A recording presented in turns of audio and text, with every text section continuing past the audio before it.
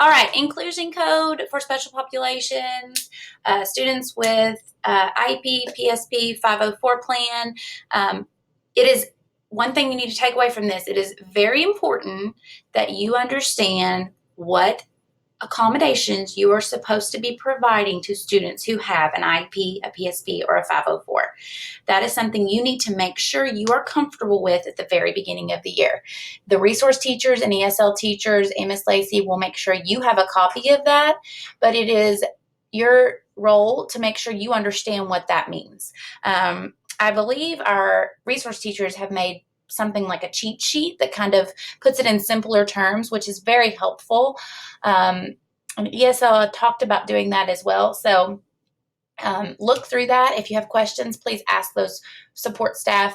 Ask me, because we want to never get to the end of the year or halfway through and you realize you were supposed to be providing a reader, or the child wasn't supposed to have a scribe and you've been giving him one. So that is important that you understand the expectation there. I will say there is a mention of alternate assessment. As I mentioned before, these are students that are in our classroom with Ms. Farage, primarily kinder through third grade. And they take two different sections of an assessment for their state accountability. And that would be, the range is usually in December and then in April and May. If you were to happen across a classroom that has a sign on the door that says that they are in the middle of testing, please always honor that and make sure that you don't interrupt, because that could be that could interrupt and cause there to be an allegation or an issue. So an allegation, which I hadn't said that word yet till now, would be like an infraction on one of these administration code rules or something that we're supposed to provide in the inclusion code. And I've referenced the two documents, and I will be attaching those also in the Google Classroom.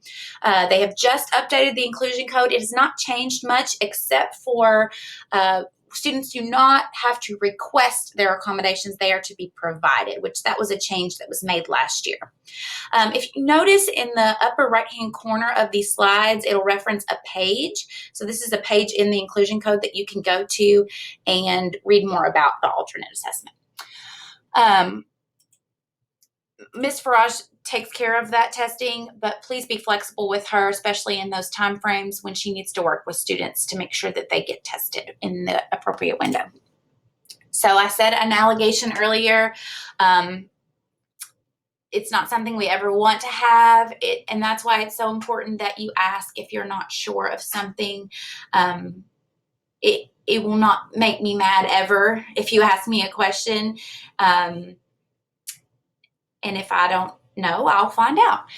It's important that we keep the order of the tests when we do give those, and this big one that we're going to focus on is making sure we provide the appropriate assistance and interventions, which in this case, the appropriate accommodations. So we'll get into that with this inclusion code. Let me make this full screen here. All right. The accommodations should not substitute anything for their instruction. It is designed by the case manager and the parents to make sure that we come up with appropriate accommodations for the kids that specific IEP is for. They should be faded over time, which our resource teachers do a great job of doing. So just because this child has a reader and a scribe in second grade does not mean that that child will always have a reader and a scribe, which is why we have to keep up to date on any changes made with the IEP or the PSP for that matter. Just some highlights here. They cannot affect the content validity, and they are based on individual needs. So we don't just say all kids who have a math IEP have these same accommodations. They're based on the needs of the students. They are reevaluated periodically, and so every year we have a new meeting for the new IEP, but the evaluation might take place every few years. And it's also important that you understand the changes that are made to those IEPs. Okay, so we are going to get into the specific accommodations that are provided. Most of these are similar, whether they are an IEP or a PSP. The way you would provide those accommodations are very similar. It is important that you recognize what this is requiring of you. So if you don't understand something, please ask, because these kids need to be getting these accommodations all year from day one. So and it's your job as that classroom teacher or as that resource teacher to make sure you're providing them. So here's an overview of them, and I will go into those in detail. Oh, that's kind of messed up. We just talked about that each plan is updated yearly.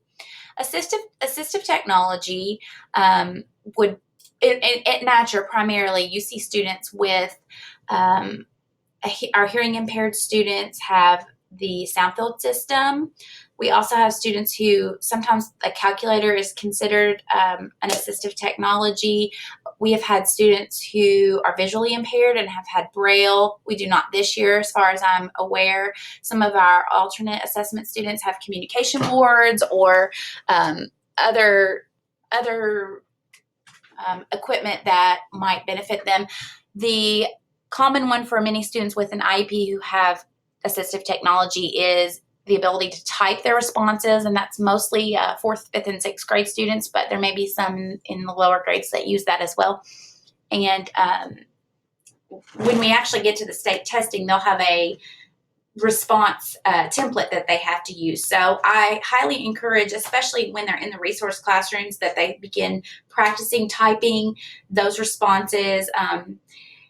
Homeroom teachers need to be aware that they have that ability, and because sometimes you won't get a child to produce any written response when they have to handwrite it, but if they can type it, they can actually produce something. And then there are students who can use voice to speech, which would also benefit and make it more likely that the students would use the resource.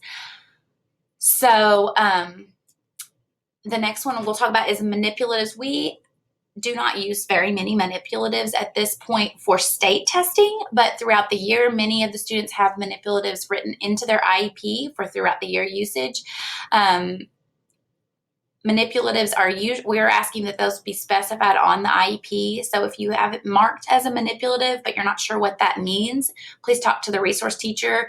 It could be something as simple as counters or a Venn diagram or whatever it is that the child needs, maybe a flow chart. That's often beneficial. So please talk to your resource teachers about that and make sure that students are being provided those resources that they have listed on their IEP. When it comes to state testing, the manipulatives cannot have any content written on them if it's a paper. So that's why we've kind of shied away, because it's mostly a blank organizer is something that they can use.